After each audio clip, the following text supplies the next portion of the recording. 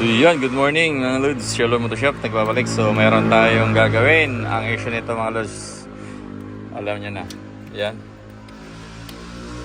nangyari sa timing belt niya mga Lods. So durog, hinila na lang pala ito dito papunta sa shop. Tumatakbo sila, biglang namatay. Yan mga Lods. So ngayon tatanggalin natin to, yung intake niya, para matanggal natin yung valve cover. I-check natin yung mga valve niya kung may tinamaan o yung rocker arm, para sigurado bago natin palitan ang timing belt. Okay na. Naku po. Sadya pa naman, kaya para mambara. Suka na eh. Oh. Sadya pa naman kaya.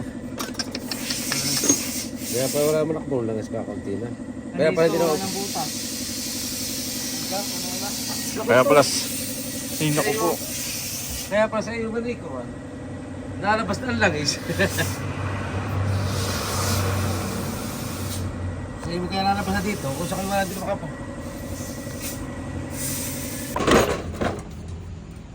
Grabe. Yung mga jeep, kaya pa sa mga jeep yung ganyan.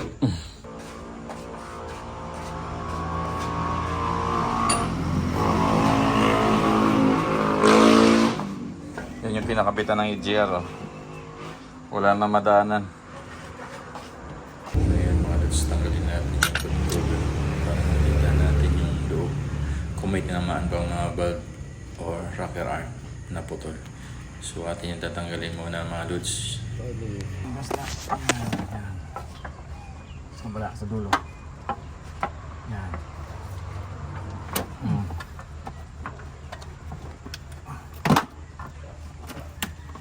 Uy, durog dami ah. Naku po, yun ang sinasabi ko. Napo. Malaki-laki maubos din eh. Bababa. So ito yung Estrada na naputulan ng time belt. So ito yung guys. Yan. Durog yung timing belt niya. So ito yung pag naputulan kayo ng timing belt, ito mangyayari dyan. Yan. Putol. Rocker arm. Hindi lang isa. Halos lahat, 4 ang natira. Yan. Ayan o. Yan yung rocker arm. Yan yung nandito. Yan ang problema pag napuputulan ng timing belt ang sasakyan. Yan ang tinatamaan yan. Kahit gano'n pa ka-original yan, pag naputulan ng timing belt, sigurado putol din ang rocker arm yan. Ayan o.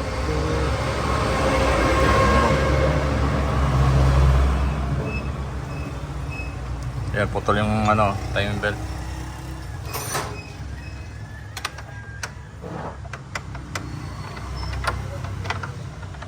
So yun po, ito po yung dahilan ng pagkaputol ng timing belt ng Estrada.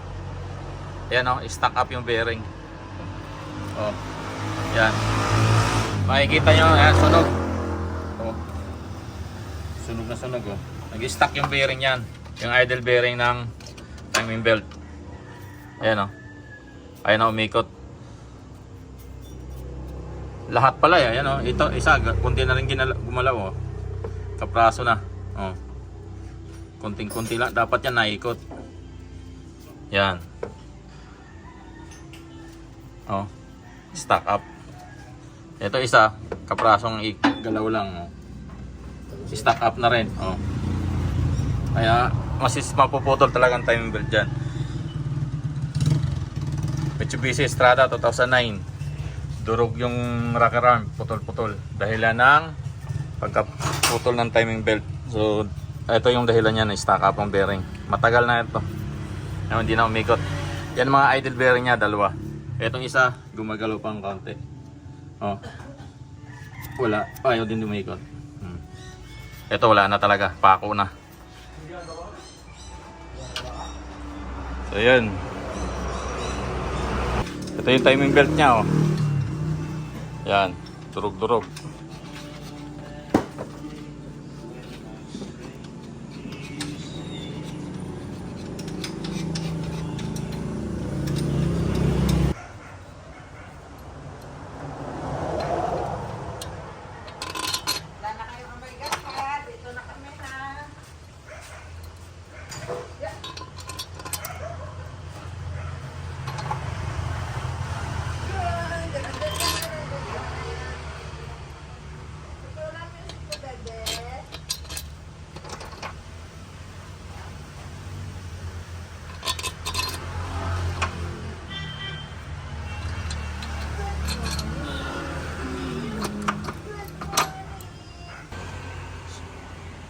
So yun, magandang umaga po sa ating lahat. Shalom Auto Shop, nagbabalik. Ito yung Estrada 2009 model na ating ginagawa noon. So ang i-update ko lang kayo, ito katatapos lang namin.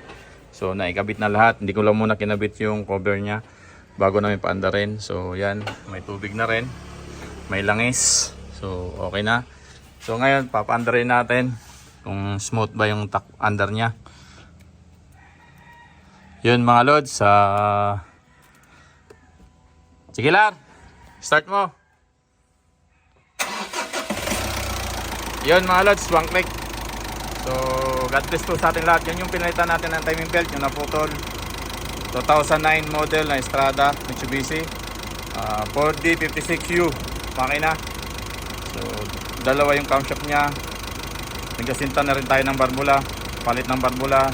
At ang rocker arm pinalitan din natin mga lods. So yan, maanda na siya mga lods.